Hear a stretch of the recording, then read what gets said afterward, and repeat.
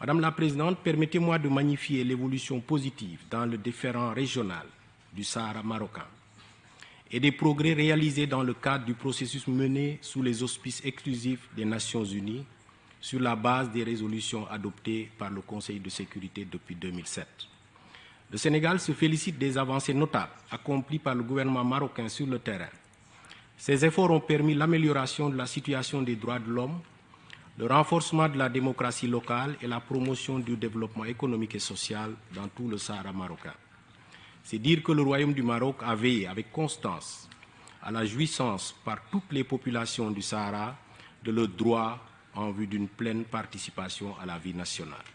En témoigne la participation de leurs représentants, élus lors des élections marocaines du 8 septembre 2021 aux importantes rencontres et discussions que sont les tables rondes de Genève et les sessions du C24. Un autre motif de satisfaction pour la délégation est l'initiative d'autonomie avancée proposée par le Maroc, qui offre les meilleures garanties pour une solution juste, durable et mutuellement acceptable pour les parties.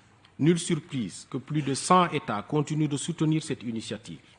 C'est également la confiance dans la solidité de cette initiative qui explique la décision de 30 États, y compris le mien, d'ouvrir des représentations consulaires à Laayoune ou à Dakhla. Madame la Présidente, les progrès réalisés dans le processus politique sont indéniables.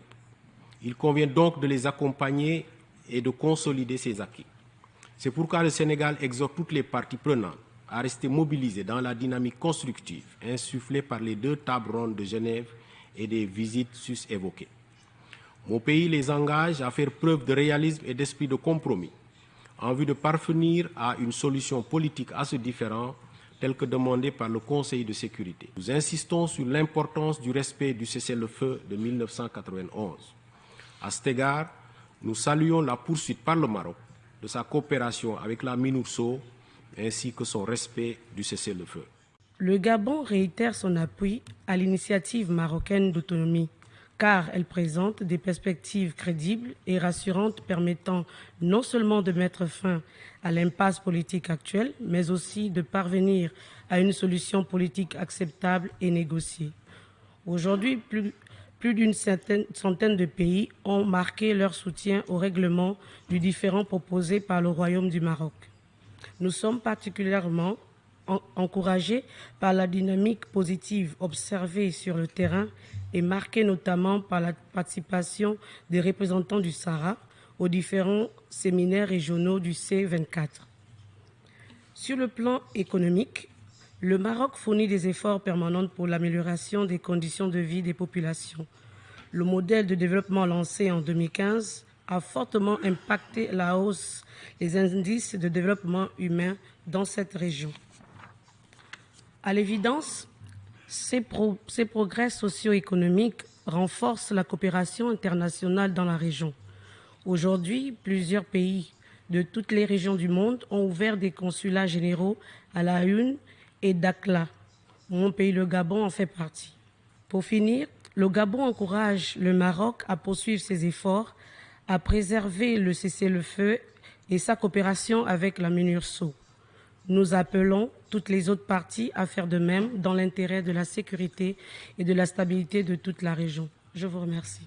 Par ailleurs, la République démocratique du Congo voudrait saisir cette opportunité pour renouveler son soutien au plan d'autonomie présenté par le Maroc en 2007 et qui a été jugé solide, sérieux et conforme à la Charte des Nations Unies.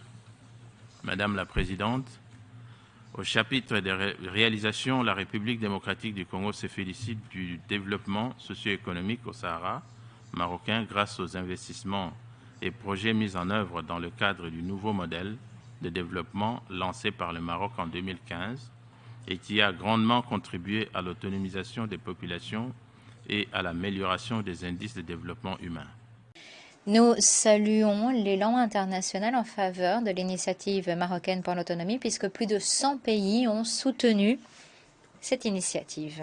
Nous prenons bonne note du développement socio-économique de la province souveraine du Sahara marocain, notamment la construction d'infrastructures et la création d'une zone de libre-échange à la frontière avec la Mauritanie, ainsi que la création d'un centre régional d'investissement dans la région de l'Ayoune. Le Libéria salue la présence de plus de 30 consulats de pays africains, arabes, asiatiques, américains et la présence des grandes organisations dans les grandes villes de la province, Dakhla et l'Ayoune. Ce qui montre le soutien vis-à-vis de l'initiative en faveur de l'économie.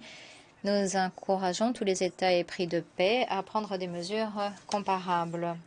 Nous nous félicitons du plein respect par le Maroc du cessez-le-feu dans le Sahara marocain et nous saisissons cette occasion pour exhorter toutes les parties à reprendre la mise en œuvre de l'accord complet de cessez-le-feu pour garantir la stabilité et la sécurité de toute la région. Nous dénonçons catégoriquement toute obstruction à la liberté de circulation de la MINURSO et à l'approvisionnement de ces équipes dans la zone à l'est de la structure de défense dans le Sahara marocain. Nous dénonçons également les violations des droits fondamentaux des populations du camp de Tindouf, notamment les femmes et les enfants. Dans ce contexte, nous insistons sur l'importance de l'enregistrement des réfugiés conformément au droit international humanitaire et nous rappelons au commissaire aux réfugiés son mandat, les recommandations du secrétaire général et toutes les résolutions du Conseil de sécurité adoptées depuis 2011, y compris la 2654. Nous condamnons toute violation perpétrée par le Front Polisario à l'encontre des réfugiés, y compris le refus de l'assistance humanitaire. Et réaffirme son soutien à l'initiative marocaine d'autonomie pour laquelle le Conseil de sécurité s'est félicité des efforts accomplis. Cette initiative, qui est conforme au droit international, à la Charte des Nations Unies et aux résolutions pertinentes du Conseil de sécurité de l'Assemblée générale, et qui rencontre l'assentiment des principaux concernés par le différend, constitue à ne point douter la solution à ce différend. Mon pays se réjouit également de l'ouverture effective de près d'une trentaine de consulats généraux dans la région, avec pour vocation de renforcer les opportunités économiques et sociales qu'offre cette région en tant que hub de développement et de stabilité et de rayonnement dans les régions méditerranéennes, atlantiques et africaines. À l'instar de ces pays, le Burkina Faso, dans le cadre du renforcement de sa coopération avec le Royaume du Maroc, a aussi ouvert un consulat général à Dakhla depuis octobre 2020. Sur le plan socio-économique, le Burkina Faso salue le pragmatisme du Royaume du Maroc à travers les investissements réalisés en faveur des populations du Sahara occidental dans le modèle de développement lancé en 2015. Monsieur le Président, au regard du développement socio-économique engrangé par le gouvernement marocain au Sahara de l'organisation des élections générales législatives communales et régionales sur toute l'étendue de son territoire national, y compris au Sahara marocain, mon pays croit fermement à l'initiative marocaine d'autonomie dont la crédibilité est marquée dans toutes les résolutions du Conseil de sécurité et reconnue par plus d'une centaine d'États membres de l'ONU. Bien que la bonne foi du Royaume du Maroc dans le conflit du Sahara ne soit plus à démontrer, nous regrettons des violations des droits des enfants et des femmes dans les cas de Tindouf, dont certaines parties au conflit sont souvent coupables. Ces actions sont contraires aux idéaux des Nations Unies et ne peuvent profiter qu'au terrorisme et saper les efforts de paix du Maroc. Le Royaume du Maroc n'a cessé d'œuvrer en faveur d'une solution pacifique au Sahara occidental. C'est ce que démontre d'ailleurs l'initiative marocaine d'autonomie qui reste pour nous une proposition solide et viable. Il s'agit d'une solution pragmatique, consensuelle pour toutes les parties impliquées. Et cette initiative est reconnue par la communauté internationale et mérite ainsi tout notre soutien. Nous sommes très heureux de voir que le Sahara occidental connaît aujourd'hui une croissance. Le développement des provinces du Sud permettant d'améliorer notablement les conditions de vie des populations locales. Cette dynamique de développement socio-économique, cette dynamique positive s'incarne dans des projets d'infrastructure, des investissements massifs dans des domaines clés comme celui de l'éducation. Tout ceci a permis, comme je le disais, d'améliorer les conditions de vie des populations locales et de permettre aussi leur participation au processus politique. Nous aimerions rappeler ici l'engagement pris par le Maroc à faire respecter le cessez-le-feu, le pays coopérant pleinement avec la MINURSO. La Guinée-Bissau est donc convaincue que l'initiative sur l'autonomie marocaine est une proposition viable. C'est un plan pratique, pragmatique, fondé sur un compromis mutuel et une solution qui semble acceptable pour tous. Ma délégation réaffirme qu'elle soutient l'initiative d'autonomie marocaine qui offre actuellement un compromis réaliste pour une solution pérenne.